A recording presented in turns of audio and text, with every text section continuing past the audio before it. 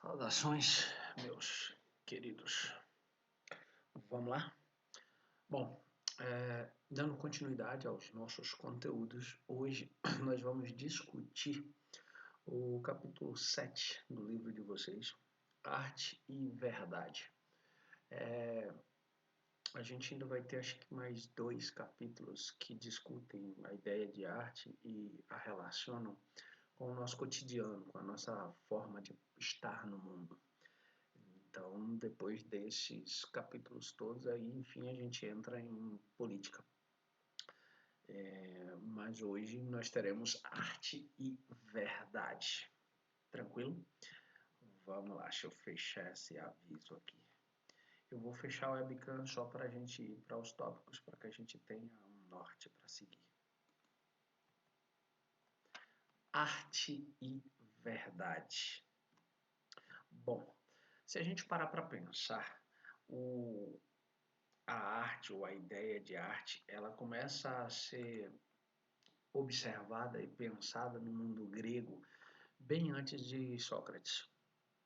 Na chamada escola pitagórica que vocês estudaram lá no 7º ano, de forma superficial, e que voltarão a estudar de forma mais aprofundada no 1º ano, vocês lembram que Pitágoras considerava a arqué, ou seja, o elemento primordial de tudo que existe, como o número.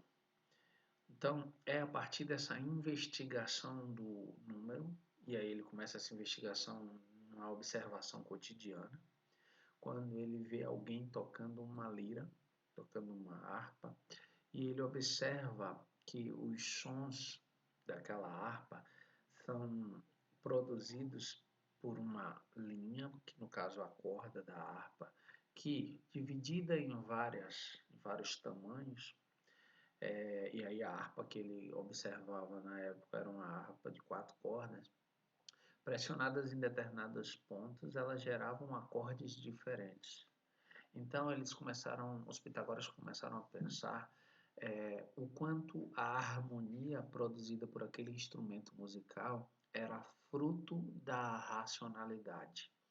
E aí eles produziram a teoria de que existe uma harmonia por trás da manifestação artística e que essa harmonia é fruto exatamente dessa racionalidade, ou seja, da nossa capacidade de pensar.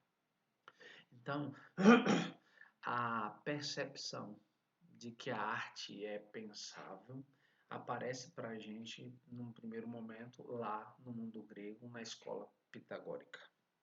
Tranquilo até aqui? Vamos ao próximo tópico. Vou fechar aqui. Bom, se essa arte ela depende dessa relação de sermos capazes de pensar essa harmonia, para os gregos essa arte ela vem composta de quê? De elementos racionais. Que elementos racionais são esses? A ordem, a harmonia e a proporção. Lembrem-se, ordem, harmonia e proporção. Para os gregos, essa ideia de ordem, harmonia e proporção tem a ver com o sentido mais profundo da ideia de beleza. Calma, você deve estar dizendo, meu Deus, buguei. Não, não bugue, não por enquanto. Quando ele fala sobre essa harmonia, essa ordem e essa proporção, a gente já discutiu isso em sala lá atrás, no início do ano, quando a gente estava falando da ideia de simetria. Para os gregos, quanto mais uma determinada coisa fosse simétrica, harmônica, mais ela se aproximava da ideia de beleza. Então, vamos lá. Qual o conceito de simetria? O conceito de simetria é quando, dentro de um quadrado, imaginem uma fotografia qualquer, você tem partes iguais, equilibradas, de um lado e do outro. Vou pegar um exemplo para facilitar. Eu poderia ter usado uma fotografia, mas eu quero que vocês pensem, eu quero que vocês trabalhem essa capacidade imaginativa. Imaginem a porta da igreja, a fachada da igreja daqui, de Caeté. Então, ela tem a porta central, que é a maior, e tem duas portas menores dos lados. Bom, vamos imaginar que vocês fossem fazer uma foto ali. Se vocês pegam uma pessoa e colocam, vamos supor, na porta da esquerda, colocam na porta da esquerda e fazem a foto, essa foto está desequilibrada. Por que essa foto está desequilibrada? Porque você colocou alguém num canto, na minha esquerda, e para vocês aqui no vídeo na direita, e deixou o meio e o outro lado sem uma pessoa. Então há um desequilíbrio. Tranquilo? Beleza. Se você pega essa mesma imagem, essa mesma fotografia e tira a pessoa daquela porta do canto e traz para a porta do meio, você gera um equilíbrio na imagem. Por quê? Será uma foto simétrica, porque você tem o objeto principal da imagem no centro e você tem dois elementos, ou seja, as portas, que oferecem essa ideia de igualdade, de simetria dos dois lados.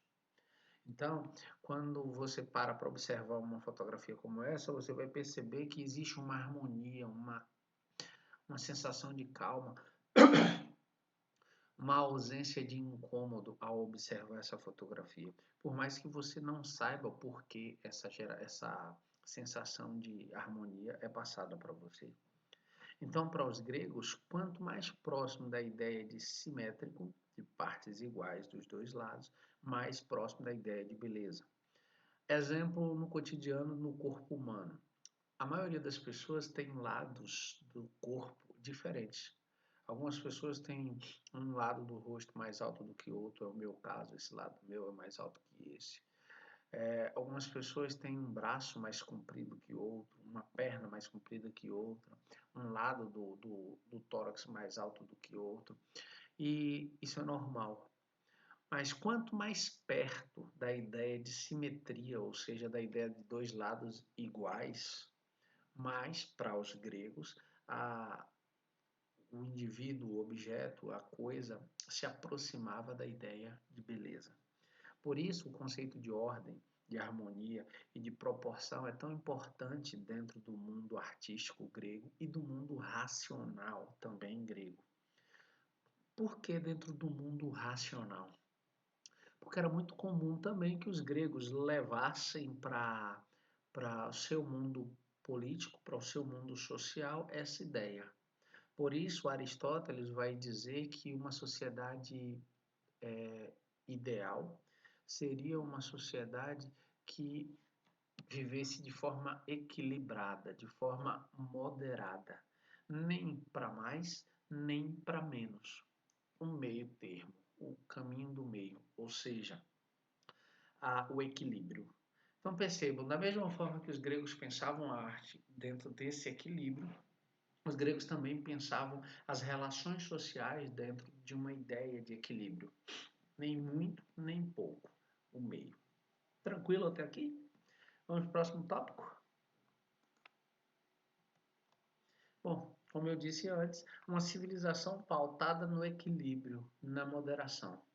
E para Aristóteles, essa moderação era uma espécie de construção. A gente não nascia pronto dentro dessa lógica. A gente construía, através de escolhas, essa moderação. E por isso, fruto de todas essas relações anteriores que eu acabei de mencionar, a ideia de beleza está necessariamente ligada à ideia de bem, que para os gregos era sinônimo de verdade. Então, quando, por exemplo, Sócrates diz lá atrás, no seu pensamento, quando ele diz o seguinte, uma consciência que sabe distinguir o bem e o mal tende a optar sempre pelo bem. O que é que Sócrates está dizendo? Que uma consciência que tem consciência do que é verdade e do que é falso vai sempre escolher pela verdade. E a verdade aqui aparece como sinônimo de bem. Tranquilo? Vamos para o próximo tópico? Bom, para Platão, a beleza era a aparência externa do bem. Vamos lá. Primeiro, eu preciso que vocês recordem, não percam isso de vista, que Platão tinha separado o mundo em mundo das ideias e mundo da matéria. Não percam isso de vista. E, para ele, o mundo das ideias era superior ao mundo da matéria. Então, quando ele diz ali naquele tópico que a beleza é a própria ideia externa de bem, deixa eu só citar exatamente do jeito que está aqui. Para Platão, a beleza era a aparência externa do bem. Por que a aparência externa do bem? Porque Platão está levando em consideração a ideia de bem, a ideia perfeita, eterna, imutável de bem. Então, para ele, essa beleza era uma manifestação externa, ou seja, o que a gente poderia enxergar, já que a gente não enxerga uma ideia antes que ela se materialize. Então, para Platão, essa beleza é a expressão externa desse bem. Tranquilo até aqui? Vamos ao próximo tópico. A sabedoria como o que há de mais belo no mundo. A verdade como objeto de desejo. Bom, numa das primeiras aulas que a gente teve de filosofia, lá no 6º ano, vocês lembram que eu apresentei filosofia para vocês a partir do conceito dela, ou seja, amor pela sabedoria. E para esses pensadores, o maior sentimento que alguém pode demonstrar por algo é exatamente esse amor, essa devoção por essa sabedoria, por esse conhecimento, por essa busca da verdade. Daí essa verdade, essa ideia de verdade ser o objeto de desejo da filosofia.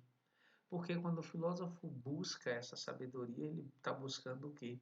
A verdade. Tranquilo?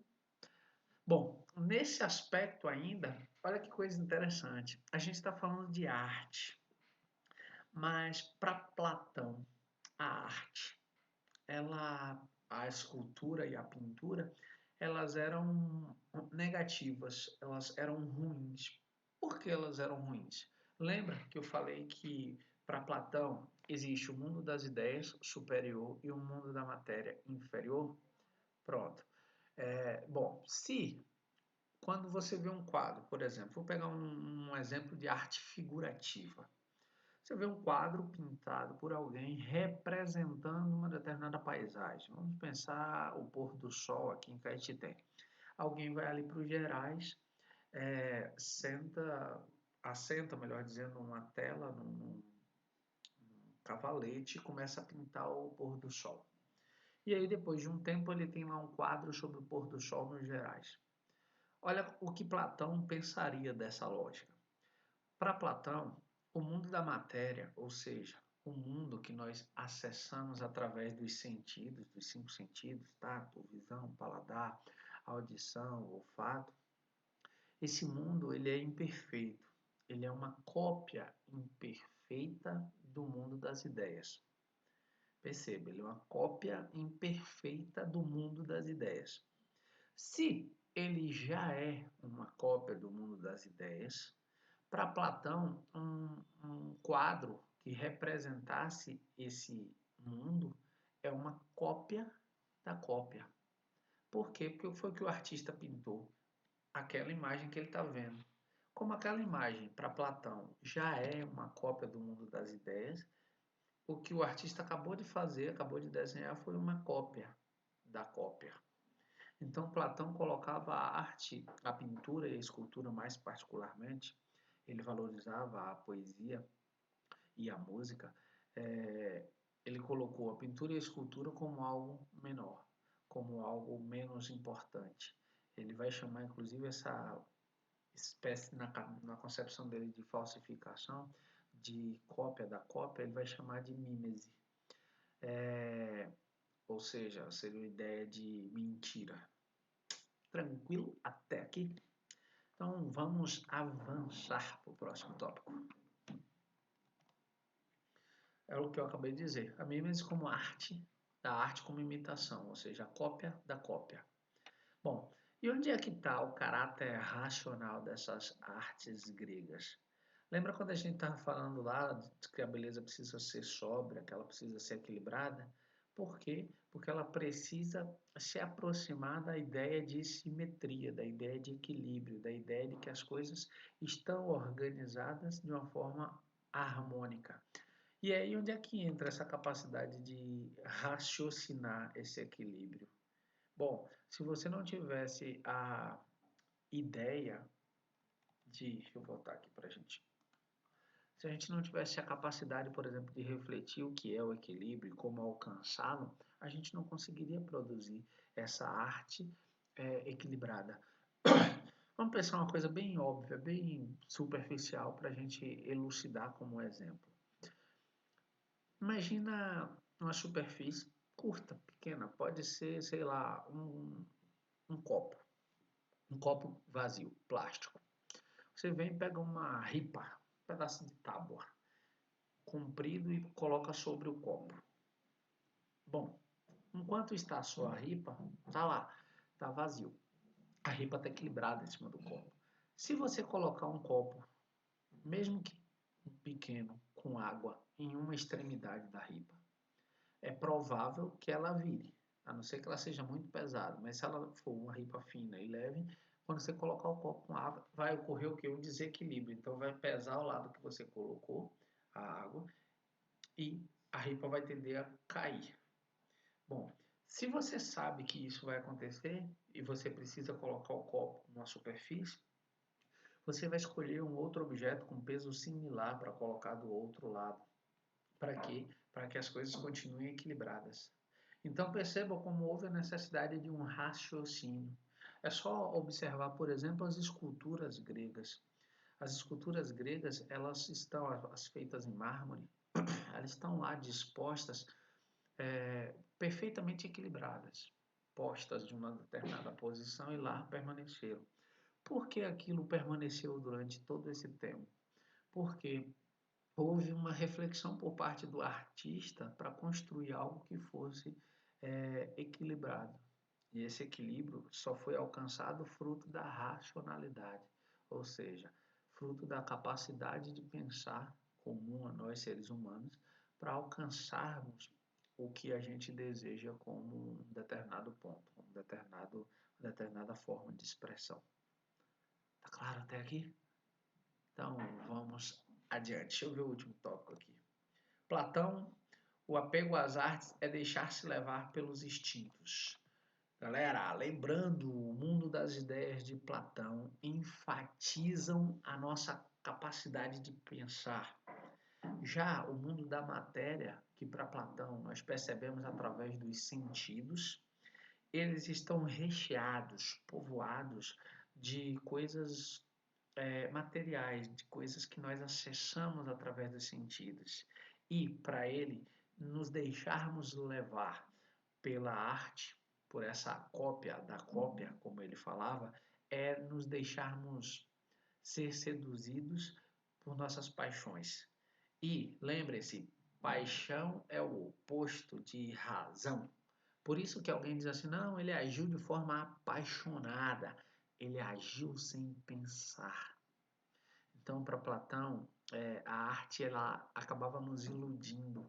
Por quê? Porque ela nos tomava por nossas paixões e nos conduzia a tomar a ter determinadas ideias baseadas nessa paixão. E Platão dizia, não, é preciso seguir a racionalidade. Tranquilo até aqui? Então, vamos adiante. Esse slide é bem curtinho. Vamos para o próximo tópico. Bom, e como todos vocês sabem, a arte como um fenômeno social, ela é, sem sombra de dúvida, fruto também de seu tempo, galera.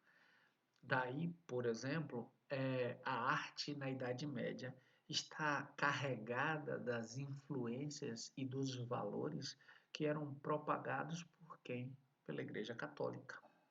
Então, quando a gente para pensar a arte na Idade Média, a arte sacra, é muito comum que a gente veja nessa arte, tanto nas pinturas quanto nas esculturas, características marcantes da ideia de céu, da ideia de inferno, da ideia de anjos descendo à terra para realizarem a manifestação de Deus ou os desejos de Deus, a ideia de inferno como uma punição àqueles que não se adequaram aos valores propagados pela igreja. Então, é uma arte extremamente amparada pelos valores religiosos presentes na Idade Média. Tranquilo? Vamos para o próximo tópico. Bom, no século XVII, a arte como fruto da imaginação e do intelecto. Bom, se a gente parar para pensar, o que é que a gente tem de significante ali no século XVII? A gente tem alguns movimentos que começam a surgir propondo uma maior racionalização das coisas. A gente tem, por exemplo, o movimento renascentista. E esse movimento renascentista, ele vai, óbvio que suas bases estão séculos anteriores, mas o movimento renascentista vai nos propor uma nova maneira de pensarmos, mas principalmente de desenvolvermos arte, com novas técnicas, com novas abordagens, com novos temas para a arte. E essa racionalização do ato de fazer arte acaba ganhando, por exemplo, outras dimensões. Eu falei para vocês, por exemplo, que é no Renascimento que a gente tem a construção do conceito de perspectiva. O que é perspectiva? Imagine, quando você olha para uma fotografia ou para um quadro, você sabe que aquela superfície só tem duas dimensões, largura e altura. No entanto, algumas técnicas que foram desenvolvidas lá nesse contexto histórico, que são chamadas de perspectivas ou de profundidade de campo, como preferirem, criam em nós a ilusão de que há uma terceira dimensão. Que dimensão é essa? A profundidade. Observem, por exemplo, eu vou aproximar minha mão o máximo da câmera. Percebam, minha mão está num plano e meu rosto está num outro plano, lá no fundo. Apesar dessa tela só ter duas dimensões. Há aqui a criação da ideia de profundidade. E essa ilusão que a gente vê em quadros, em fotografias, mesmo elas só tendo duas dimensões, a gente é iludido a observar uma fotografia e imaginar profundidade nela. Essa técnica foi desenvolvida lá, no período do Renascimento. Tranquilo? Uma outra mudança que ocorre ali também no século XVII que nos impacta de uma forma muito interessante. Antes do filósofo Immanuel Kant, o conhecimento e a realidade eram entendidas como objetivas. Ou seja, o que eu vejo, o que você percebe numa obra de arte é a mesma coisa que eu percebo. Por quê? Porque a obra de arte é a mesma. A partir do momento em que Kant vai argumentar que o conhecimento ou a forma de ser vista de cada coisa não está nela, mas no observador, ou seja, no sujeito que a observa, a gente tem o acréscimo da ideia de subjetividade à análise da obra de arte. Então a gente começa a pensar a obra de arte de uma maneira diferente. Olha que massa! Se eu vejo um quadro, é natural que você olhe para o mesmo quadro e tenha as suas próprias sensações e tenha as suas próprias intuições a partir daquele quadro. Por quê? Porque eu, enquanto indivíduo, tenho a minha bagagem cultural, tudo que eu vivi e que me tornou quem eu sou hoje. Você, diferente de mim, tem a sua própria referência. Fez ao longo da sua vida suas próprias escolhas. E essas escolhas te deram uma bagagem necessária para que você observasse aquele quadro sob o seu ponto de vista, a partir dos seus valores, e que são diferentes dos meus. E mesmo que a gente compartilhe alguns valores sociais, ainda assim, cada um vai observar para aquele quadro a partir de sua própria realidade. Tranquilo? Vê como Kant dá uma sacudida na percepção que nós temos da ideia de arte? Beleza, vamos adiante. Fechar o webcam aqui para a gente ir para o próximo tópico. Como eu disse antes, né, com Kant descobrimos que os sentidos das coisas não estão nelas mesmas, mas nos sujeitos que pensam. Ou seja, olha a ideia de subjetividade. Bom, pensando dentro dessa lógica, a arte não tem um valor absoluto, mas antes relativo. Lembra uma vez que eu disse para vocês em sala que o que é feio numa obra de arte para uma pessoa e talvez não diga nada, para outra que talvez tenha vivenciado aquilo que a obra manifesta, tem um impacto maior, mais significativo? É exatamente isso. Vamos pensar ainda um exemplo daqueles que eu dei na sala. Imagina um quadro sobre a fome. Se você só conhece a fome de obras literárias, de teorias ou de reportagens jornalísticas, aquele quadro vai te dizer pouco. Mas se você já sentiu fome, se você já foi acometido por essa mazela social, provavelmente o quadro te toque num grau de profundidade maior. Percebe como o Kant está correto quando nos fala sobre a subjetividade, sobre a forma como cada um sente uma determinada obra de arte? Então vamos ao próximo tópico, aos dois próximos tópicos, porque eles estão relacionados. A arte como manifestação livre, aqui foi uma troca de letras, livre do artista. A liberdade de possuir uma realidade própria. Gente, olha que coisa linda. O artista é uma espécie de, guardadas as proporções, por favor, é uma espécie de Deus. Por quê? Porque quando o artista vai produzir sua obra de arte, ele tem total controle sobre tudo. Seja um livro, seja uma música, seja uma pintura. Em todas essas possibilidades, o artista tem total controle de tudo. Ele pode fazer da forma que quiser. Um romancista pode dar superpoderes inimagináveis para a humanidade, para um personagem do seu livro. E ninguém poderá contestar aqueles superpoderes dizendo, por exemplo, mas isso é fora da realidade. Por quê? Porque dentro daquela realidade, dentro daquele mundo criado pelo artista, aquilo faz sentido. Então o artista é senhor de sua obra. No entanto, quando ele finaliza essa obra deixa de pertencê-lo. Pertence agora à humanidade. Pertence agora a todos que irão fazer uso, que irão aproveitar dessa obra de arte. Tranquilo? Bom, galera, eu deixo vocês agora com uma leitura e eu sugiro que releiam esse capítulo, que façam as anotações do que acharem que não entenderam. Eu lembro que vocês já fizeram o fechamento desse capítulo, mas dá uma lida mais uma vez. Se ficar alguma dúvida, daqui a 15 dias a gente vai ter uma live só para tirar dúvidas.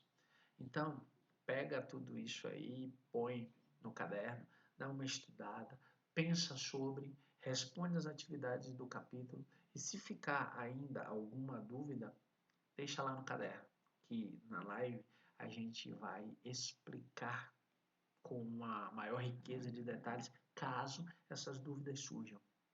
Tranquilo? No mais, muita saudade de vocês. Forte abraço e tchau, tchau.